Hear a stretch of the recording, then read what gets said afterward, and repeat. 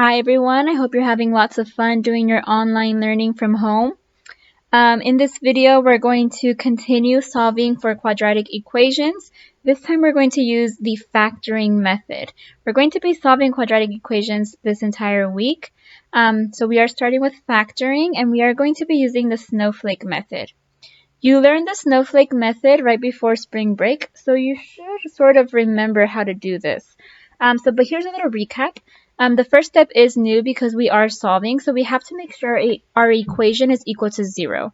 From there, we check for a GCF, then we factor. When we factor, we draw our t-chart and we make our snowflake.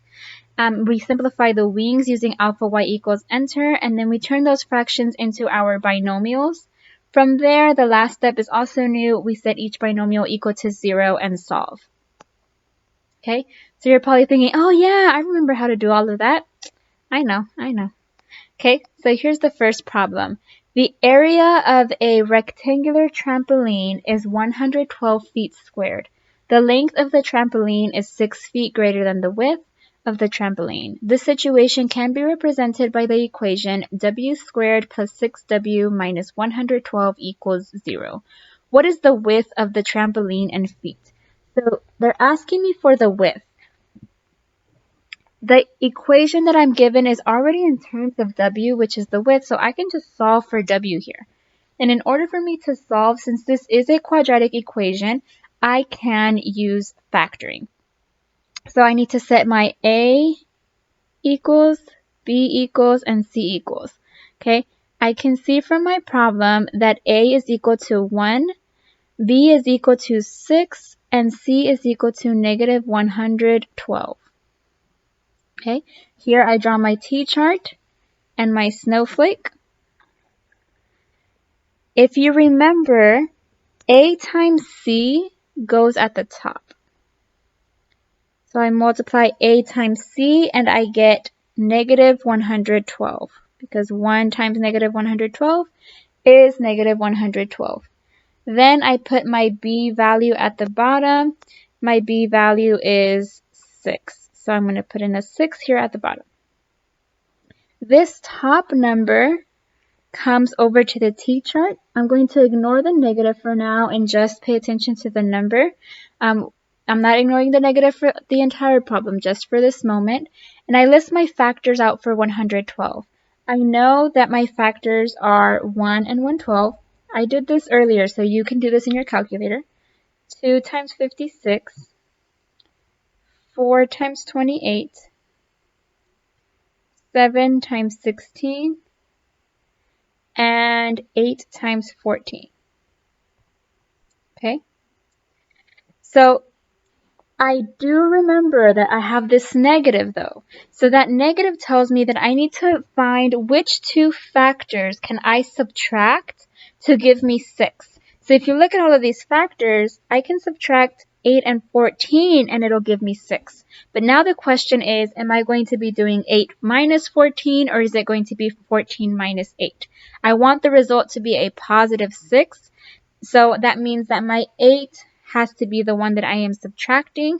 It has to be 14 minus 8. So that minus 8, I'm going to change it and becomes a negative 8. So those are the two factors, and they're going to go at the bottom part of my snowflake. So I have negative 8 and I have 14. Now, if you remember, the top part is ax. My a value is 1, so I'm going to have 1x here and 1x here. From here, I need to put them into alpha y equals enter. Okay, so you can use the calculator emulator to do this. However, I'm going to give you guys a little hint. Anytime you have a 1 at the top for your numerator or at the bottom for your denominator, your fraction is already as simplified as possible.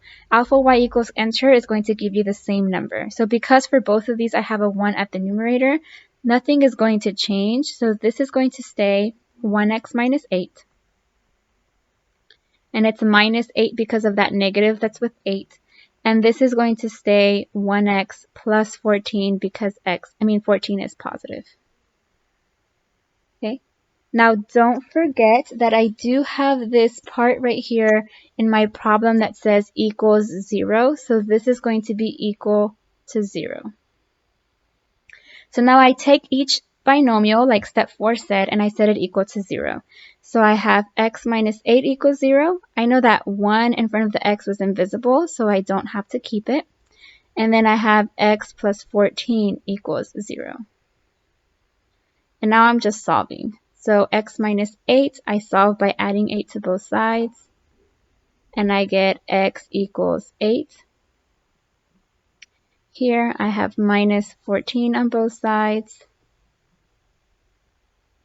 And I get x equals negative 14. Now it looks like I have two answers here, but really there's only one. Now it's asking me for the width. Width cannot be negative, so it's not going to be negative 14. It's going to be x equals 8, but if we are being specific, I know that my units are feet, so my answer is going to be x equals 8 feet. Okay, let's do the next problem. It says, what are the solutions to x squared plus 16x equals negative 15? Well, first of all, I need to make this equal to 0. So if I want to make this equal to 0, I need to add 15 to both sides. Now, this 15 will not combine with x squared or with 16x because they are not like terms. So I'm just going to write it all out. I have x squared plus 16x plus 15, and that's going to be equal to 0, which is what I wanted. So now I can do my a equals, b equals, and c equals. I know a equals 1, b equals a positive 16, and c equals a positive 15. Be careful not to put negative 15. It is positive because I added it to the left side. So now I'll make my t-chart and my snowflake. Remember, the top of my t-chart is just a times c, so I have 1 times 15, which is 15. My b value goes at the bottom, which is 16. This top part goes on my t-chart, and then I list out my factors for 15. So I have 1 times 15 and 3 times 5. Since 15 is positive, I'm thinking addition this time. So which numbers can I add to give me 16? Well, I can add 1 and 15. They stay positive because I have a positive 16. Then again, my a value goes at the top. I have a 1 with x and then a 1 with x. Okay. Remember I said that if there is a 1, it's not going to simplify when you use alpha y equals enter. So this is going to stay as 1x plus 1. And then this is going to stay as 1x plus 15. And I'm going to set it equal to 0. So at this point I am solving, so I'm going to take each binomial and set them equal to 0. X plus 1 equals 0, and x plus 15 equals 0.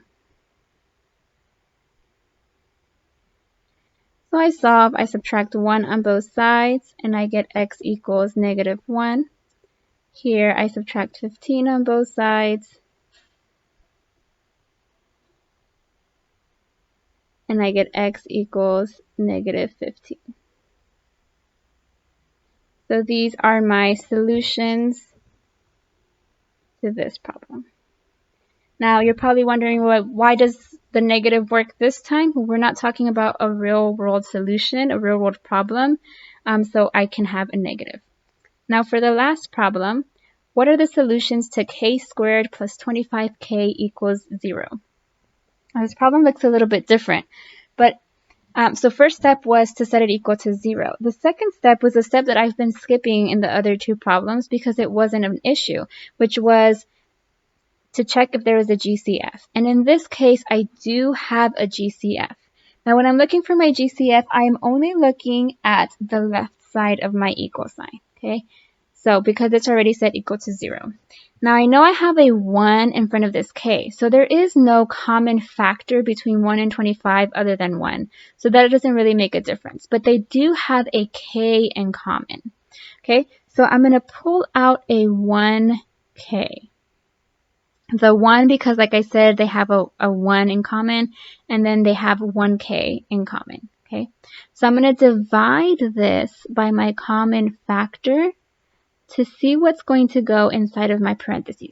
You also learned how to do this right before spring break, whenever we were doing the polynomials book. Okay, so we're going to take one piece at a time, and we're going to divide. I know I can just divide my coefficients. 1 divided by 1 is 1. With my exponents, if you remember, the rule is if I'm dividing, I'm going to subtract my exponents. So at the numerator, I have a 2, and here at the denominator, there doesn't seem to be a number, but I know that there's an invisible 1. So 2 minus 1 is 1, so my k is going to have an exponent of 1. Then I do the next part. I have a positive 25 divided by 1, which is just going to be a positive 25. Again, I subtract my exponents. The top has an invisible 1. 1 minus 1 is 0, so the k is no longer there because k to the 0 power is just 1. 25 times 1 is 25, so it's just going to stay like that. And then this is equal to 0. So now I can take each part and set it equal to 0 and solve. So this first part is 1k, but I know that that 1 is invisible, so I have k equals 0. There's my first answer. The next part, both of those 1s are invisible, so I can just put k plus 25 equals 0. I'm solving, so I subtract 25 on both sides, and I get k equals negative 25. So that's all for today. Hope you guys have lots of fun doing some practice.